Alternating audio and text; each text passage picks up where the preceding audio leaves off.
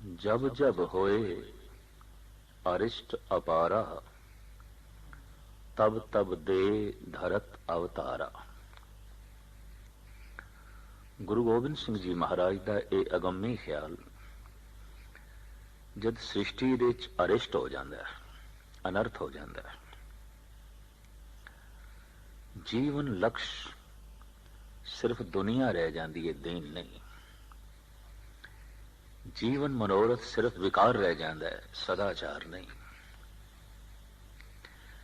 जिंदगी की मंजिल ही लोभ बन जाती है, जिस तक के मनुख कदी पहुंचता नहीं।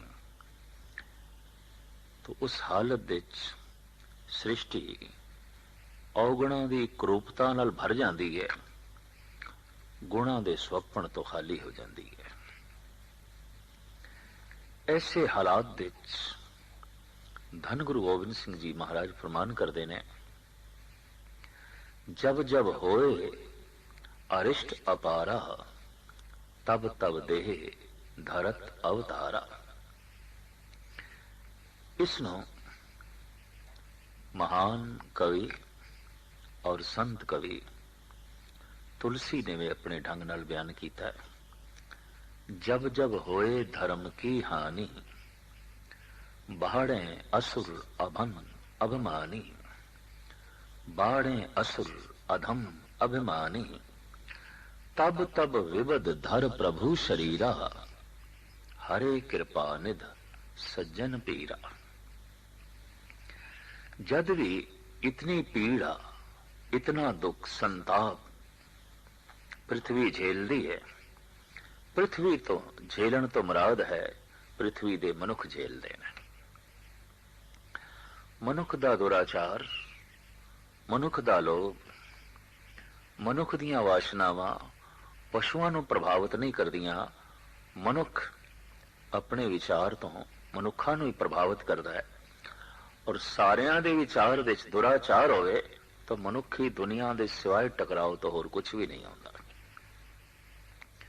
पशु ते सुख दे जी रहे ने, पशु दे लोभ नहीं है। पशु दे इंज कह लीए काम भी नहीं है। शरीर की अदक शक्ति काम बनती है सिर्फ उसकी लोड़, प्राकृतिक लोड़। पशु दे अहंकार भी नहीं है, अपनी मैं नूं, अपने आहंग नूं किसी थां ते भी प्रदर्शित नहीं करना चाहता। वो सुख दे है। मनुख सियाणा है, उन्होंने पता है कि मैं हाँ, और मनुख नूं यह भी पता है कि मेरा जन्म होया है, और मनुख नूं यह भी पता है कि मौत भी आवेगी। जद इन्हां सारियां गल्लां तो पशु वांझू है। उन्होंने कोई पता नहीं कि मेरा जन्म होया है, उन्होंने कोई पता नहीं कि मेरा मरण भी होवेगा।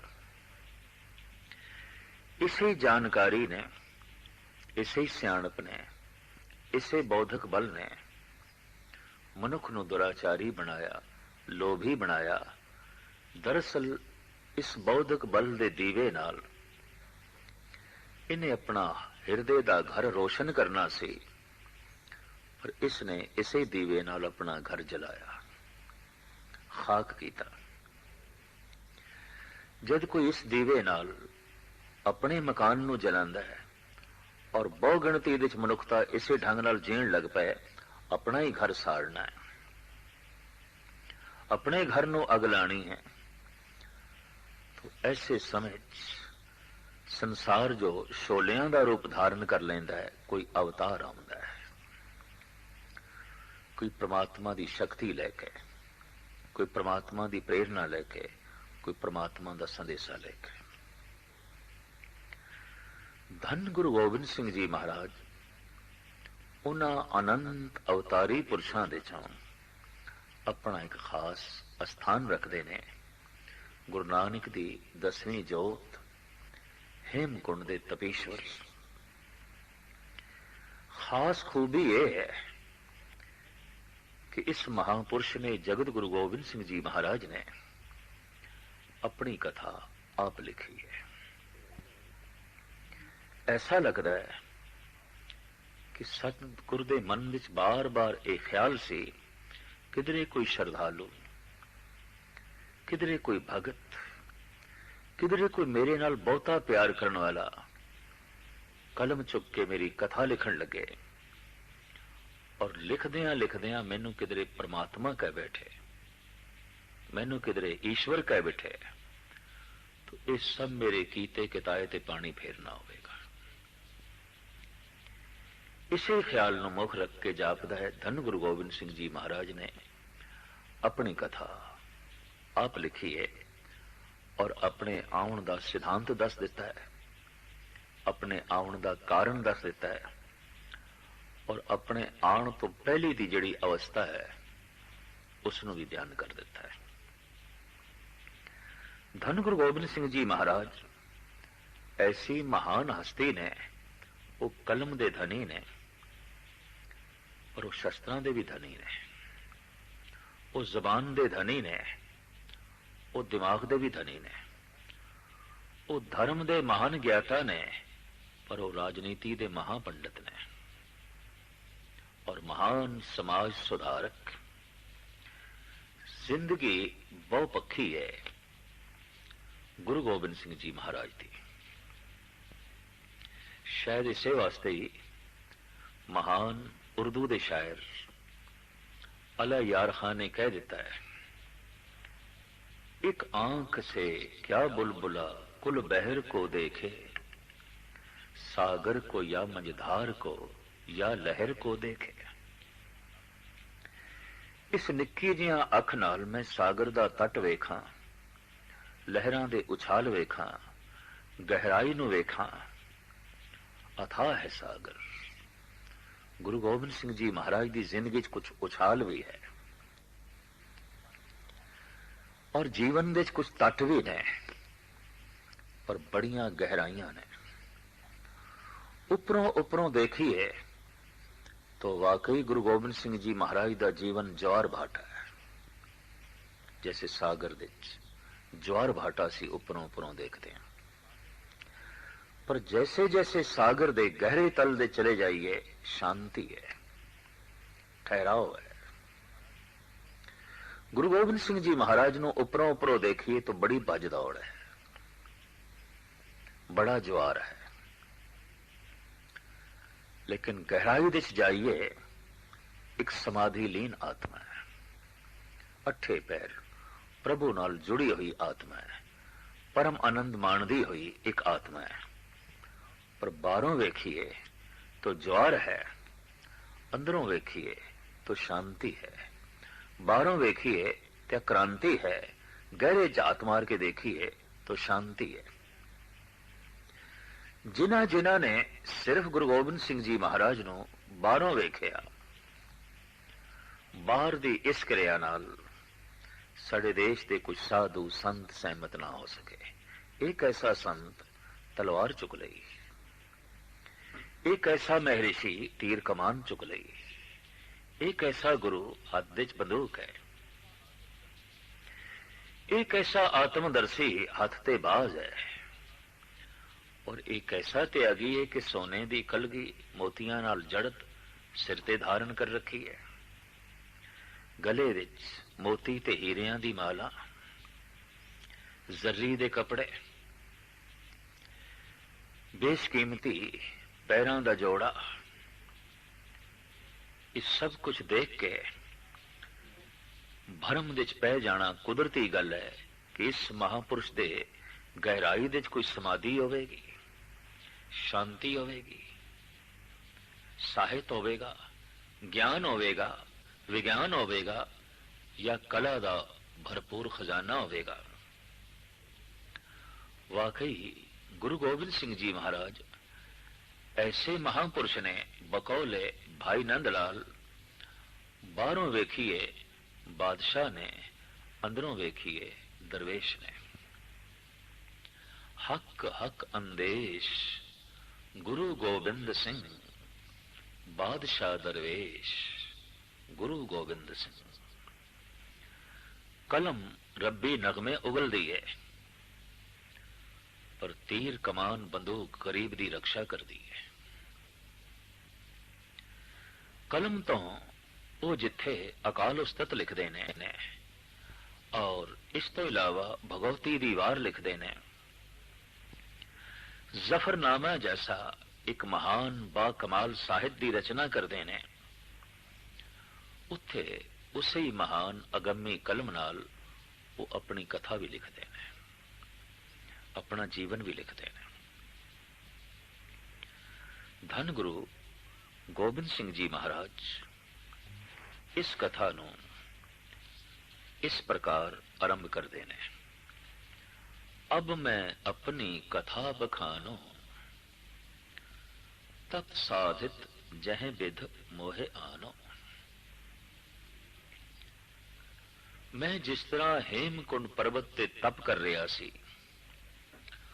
और तप करदियां करदियां किस तरह मैनू गुरु तेग बहादुर साहब जी महाराज दे घर लियांदा गया, किस तरह मैं गुजरी दी कुख तो प्रगट होया, इस सारी घटना नू, इस सारे जीवन वृतांत नू गुरु गोबिंद सिंह जी महाराज इंज बयान करते हैं। हेमकुंड पर्वत है जहां, सपत श्रृंग सोबत है तहां। जिथे 7 वड्डियां वड्डियां चोटियां ने, और इन्हां 7 चोटियां दे विचकार जिथे एक महान सरोवर है, हिम दा सरोवर, बर्फ दा सरोवर, हर वक्त ही ऊपर बर्फ बर्फ, थल्ले पानी ऊपर बर्फ।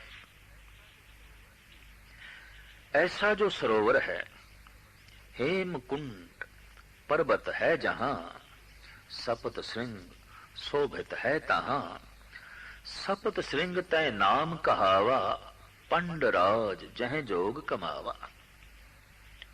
उस इलाके का नाम हेमकुंड सपत श्रृंग, 7 चोटियां वाला, जिस दे नेड़े बैठ के पांडवां ने योग साधना की थी, परमात्मा नाल जुड़न की कोशिश की थी, परमात्मा नूं प्राप्त करने की कोशिश करती है। सतगुरु कहते ने उस दे ही निकट ते हम अधिक तपस्या साधी, महाकाल काल का आराधी। उत्थे ही बैठ के असी घोर तपस्या की थी, और जो काल दा भी काल है, महाकाल काल का, वो जो महाकाल है, काल दा भी काल है, उस महाकाल दी आराधना की थी, उस महाकाल दा चिंतन कीता। पर ए चिंतन इतनी गहराई नाल चलिया, ए विद करत तपस्या भयो, द्वैते एक रूप होए गयो। ये तपस्या इतनी गहरी हुई, मैं मिट गया तू प्रकट हो गया। ये आराधना इतनी गहरी हुई, दुविधा मिट गई, एक बच गया, एक रूप हो गया सी। एको ब्रह्म द्वितीया नास्ति, जो स्वयं एक दा रूप हो जाता है, उसनों फिर एक दिखाई देता है। वो बोल भी एक दे बोलता है, वो सुनता भी एक नूं है, उसकी सोच दे च भी एक होंदा है, उसके विचारां दे प्रवाह दे च भी एक होंदा है, उसकी कथनी दे च एक, उसकी रहनी दे च एक, उसकी करनी दे च एक। इस तरह सतगुरु कहते हैं कि असी दो तो एक रूप हो गए, एक परमात्मा, एक मैं। हुण मैं नहीं रहा, हुण परमात्मा। तात मात मुर अलख आराधा, बहुविध जोग साधना साधा। मेरी माता ने, मेरे पिता ने घोर आराधना की थी। अंदाजन 26 साल धन गुरु तेग बहादुर साहब जी महाराज बाबे बकाले दे भोरे विच रहे, घोर साधना करदे। साधना सफल होवे, मदद दे च रहे जगत माता गुजरी जी, आप जी दी सुपत्नी। ये घोर साधना, ये तपस्या सिरे चढ़ी। तिन जो करी अलख की सेवा, वो जो न लखे जान वाला परिपूर्ण परमात्मा है। गुरु तेग बहादुर साहब जी महाराज ने सिमरन द्वारा जब उसकी महान सेवा की थी, तिन जो करी अलख की सेवा, तांते भय प्रसन्न गुरुदेवा। ਪ੍ਰਸੰਨਤਾ ਦੇ ਪਾਤਰ ਬਣ ਗਏ। ਅਕਾਲ ਪੁਰਖ ਦੀ ਸਾਰੀ ਪ੍ਰਸੰਨਤਾ ਝੋਲੀ ਵਿੱਚ ਆਣ ਪਈ ਔਰ ਇੰਜ ਲੱਗਦਾ ਹੈ जैसे कि गुरु तेग बहादुर साहब जी महाराज ने यह आख्या होवे, हे परम पिता, हे परिपूर्ण परमात्मा, कोई राज योगी, कोई दुष्ट दमन साडे घर भेजो। ये शायद मंग रही होवेगी। देश दे हालात ऐसे सन, मजलूम पैरां थले लिताड़िया जा रहा सी। धर्म मंदिरां दी बेहुरमती, धर्म ग्रंथां दी बेअदबी अबला चीख रही सी और विदेशों के बाजारां टके टके च बिक रही सी। हालात इस देश दे ऐसे सन और खास करके उस समय भी कश्मीर जो जन्नत आख्या जाता है दोज़ख बने होया सी। बकोले नूर जहां उते जन्नत है। अगर फिरदौस से बर्रुए ज़मीं अस्तो, हमी अस्तो, हमी अस्तो, हमी अस्तो। अगर कोई जमीन दते फिरदौस जन्नत है तो यही है, यही है, यही है। लेकिन कश्मीर दे पंडितां लई ते दोज़ख बन चुकिया सी। कश्मीर दे ब्राह्मणां लई वो दोज़ख बन गया सी। वो घोर अग्नि बन चुकिया सी। यही सारे गुरु तेग बहादुर साहब जी महाराज दे अगों आनंदपुर साहब दे फरियाद लेके आए सन। ये सारा दृश्य पहले तो ही गुरु तेग बहादुर साहब जी महाराज नूं पता है ऐसा होना है। तदी उन्होंने दुष्ट दमन दी अपने घर दे मंग की थी। गुरु गोबिंद सिंह जी महाराज फरमान करते ने, तिन प्रभ जब आयस मोहे दिया।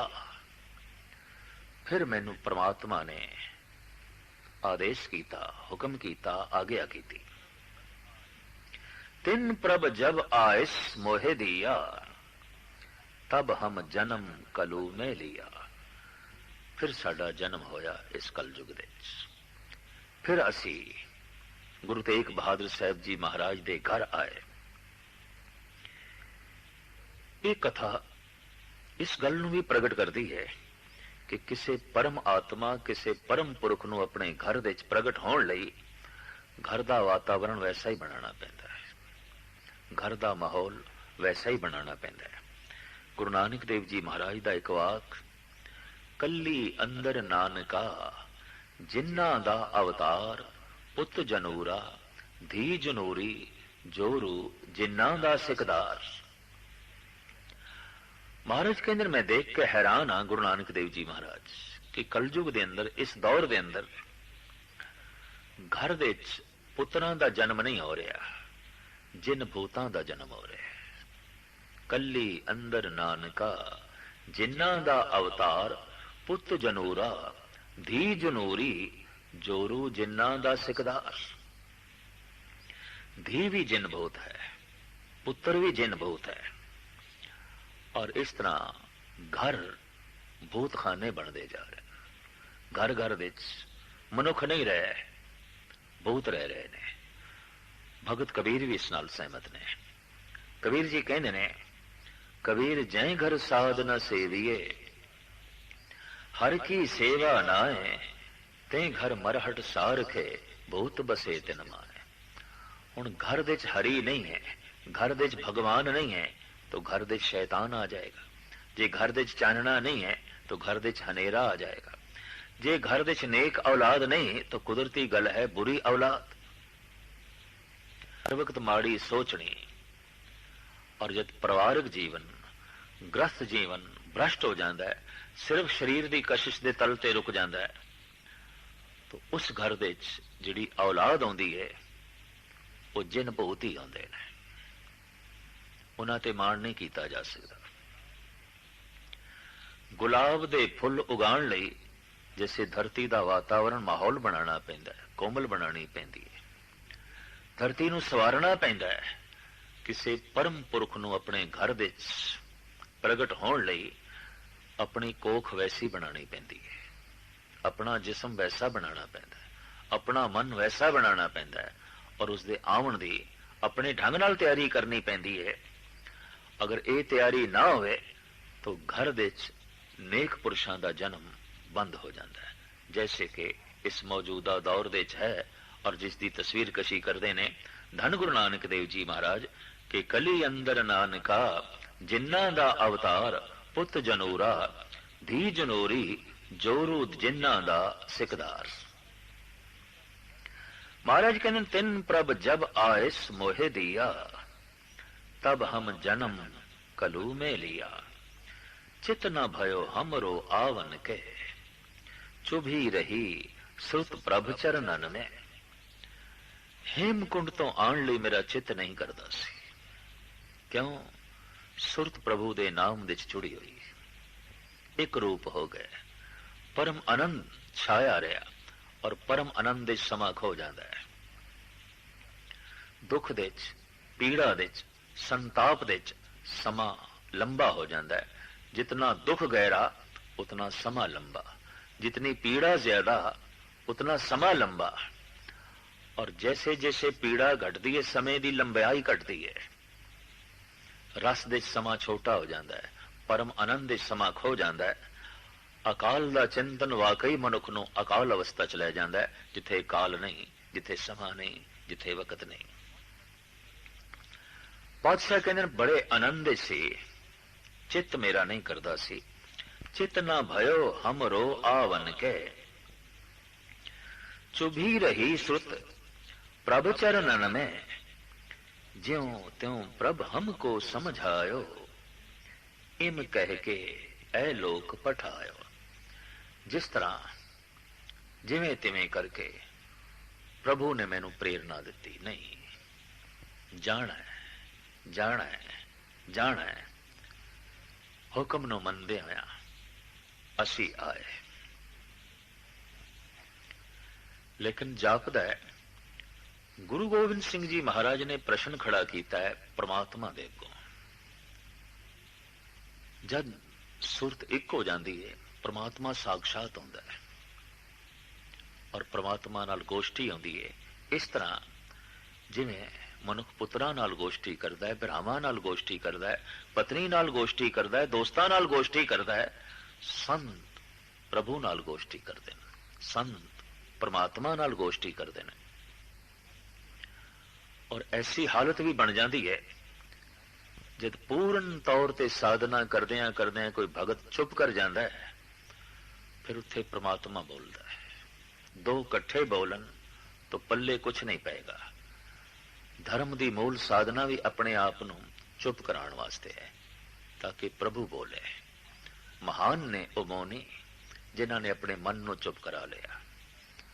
अजे ओ बैरूनी साधना विच उलझे हुए ने जो सिर्फ जबान नाल ते चुप कर ले, मौन धारण कीता है, मन बोली जा रहा है, अजे परमात्मा नूं बोलण दा मौका नहीं मिले। अजे परमात्मा चुप है। सभ्यता भी यही कहती है कि जब एक बोल रहा होवे दूसरा चुप कर जाए, लगता है ये सभ्यता भी संत जना ने परमात्मा तो सीखी है, ईश्वर तो सीखी है। जिन्ने चिर तक मनुख दा मन बोलता है इतने चिर तक परमात्मा नहीं बोलता, और जदों मनुख दा मन चुप कर जाता है परमात्मा बोलना आरंभ कर देता है। इस्लामी जगत दे भी एक बड़ी गजब की कथा है। मिस्र दे होए ने मंसूर जुनैद दे मुरीद कहते ने एक दिन ऐसी घटना घटी, मन चुप कर गया। बड़ी उच्ची आवाज विच बोल निकले, अनल हक, अनल हक, अनल हक। जुनैद ने यह सुने तो मेरे बेटे सच दी सदा प्रगट हुई है, हक दी आवाज बाहर निकली है, पर जगत दे झूठ दे ये तालमेल नहीं खाएगी। हो सकता है कोई कर्मकांडी शरई लोग तेनू सजा देन। इस वास्ते अज वायदा कर कि अनल हक ये तू नहीं आखना। हक कहते ने सच नो, सच कहते ने ईश्वर नो, खुदा नो। मैं सच हो गया, मैं सच हो गया, ਮਨਸੂਰ ਇਹ ਕਹਿ ਰਿਹਾ ਸੀ, ਜਿਸ ਨੂੰ ਕਬੀਰ ਕਹਿੰਦੇ ਨੇ ਸੋਈ ਫਿਰ ਕੇ ਤੂੰ ਭਾਇਆ ਜਾਂ ਕੋ ਕਹਿਤਾ ਔਰ। ਜਿਹਨੂੰ ਮੈਂ ਹੋਰ ਹੋਰ ਕਹਿੰਦਾ ਸੀ ਉਹ ਤੇ ਮੈਂ ਖੁਦ ਨਿਕਲਿਆ। ਸੇਮ ਉਸ ਤਰ੍ਹਾਂ ਮਨਸੂਰ ਕਹਿ ਰਹੇ ਨੇ। ਜ਼ੁਨੈਦ ਕਹਿੰਦੇ ਨੇ ਇਹ ਨਹੀਂ ਕਹਿਣਾ ਤੂੰ। ਮਨਸੂਰ ਕਹਿੰਦੇ ਨੇ ਅੱਛਾ ਨਹੀਂ ਕਵਾਂਗਾ ਮੇਰੇ ਮੁਰਸ਼ਦ, ਪਰ ਨਹੀਂ ਮੈਨੂੰ ਤੇਰੇ ਤੇ ਭਰੋਸਾ ਨਹੀਂ, ਤੇਰੀ ਮਸਤੀ ਤੇ ਭਰੋਸਾ ਨਹੀਂ, ਤੂੰ ਖੁਦਾ ਦੀ ਕਸਮ ਚੁੱਕ नहीं कहेगा। अच्छा कसम खुदा नहीं आखांगा। जुनैद उसे रात वक्त दे मीर दे घर दावत ते सी, खाना खाण जाना सी, ਉਹ ਨਾਲ ਮਨਸੂਰ ਨੂੰ ਵੀ ਲੈ ਗਿਆ। ਉੱਥੇ ਬੜੇ ਬੜੇ ਉਲਮਾ ਉਮਰਾ ਫਕੀਰ ਪਹਿਲੇ ਹੀ ਆਏ ਹੋਏ ਸਨ। ਦਸਤਰਖਾਨ ਤੇ ਜਦ ਸਾਰੇ ਬੈਠੇ ਨੇ तो चर्चा वार्तालाप शुरू हुई खुदा दी, परमात्मा दी। श्रोता केवल मंसूर बाकी बोलते पे ने, कहते पे ने कुछ ना कुछ। ये श्रोता बने है। ऐसी हालत बनी उच्ची आवाज दे च निकल गया अनल हक। पकड़िया गया, काफर होने का इल्जाम लगया। 15 दिन मुकदमा चलन तो बाद सजाए मौत सुनाई गई, सूली ते चाड़ना। और जब सूली की तरफ ले जा रहे हैं तो खड़ा कर दिता है। सूली चाड़न लई जुनैद कोल पहुंचे। कहता है मेरे बेटे मैं मनदा तू बेकसूर है, पर याद रख बहुत वड्डे कसूरवारां दी भीड़ दे एक दा बेकसूर होना भी कसूर है। मैं तेरा धन्यवाद करना आया, तेरे विच खुदा प्रगट होया। मैं तेनू मुबारक देन आया, तेरी मेहनत सफल होई, पर मैनू तेरे ते गिला है, मैं गिला भी करन आया। तू खुदा दी कसम चुकी सी कि मैं अनल हक नहीं आखांगा, पर तू आखे है। क्यों कसम क्यों? तो मंसूर कहंदा मेरे मुर्शद मैं कसम नहीं तोड़ी, मैं कसम चुकी सी कि मंसूर पर जब खुदा ही बोल पवे तो फिर मैं की करा। मेरी कसम मंसूर ते चल सकती है, मेरी कसम खुदा ते नहीं चल सकती। लगता है गुरु गोबिंद सिंह जी महाराज दे अंदर इस तरह ही प्रभु बोले ने। परमात्मा अगे जो बाणी है इसका सिरलेख है अकाल पुरख बाच अस कीट प्रत। अकाल पुरख दे बचन मैं कीट प्रति, मैं कीड़े प्रति। अकाल पुरख ने गुरु गोबिंद सिंह जी महाराज नाल वार्तालाप की, जो बोले ने उन्हां बोलां नूं धन गुरु गोबिंद सिंह जी महाराज अपनी बाणी दे कलम बंद करते ने और कहते ने ये बोल भी मेरे नहीं अकाल पुरख दे ने, मैं परमात्मा दे ने। मैं स्रोता बनिया रहा, वक्ता परमात्मा, और उस वक्ता परमात्मा दे जिहड़े बोल ने मैं अपनी कलम दे च लिख के जगत दे सामने रख रहा। प्रभु मेरे नाल इस तरह बोले है अकाल पुरख वाच अस कीट प्रत। की बचन ने आप इसनों तवज्जा पूर्वक सरवण करने की कृपालता करो।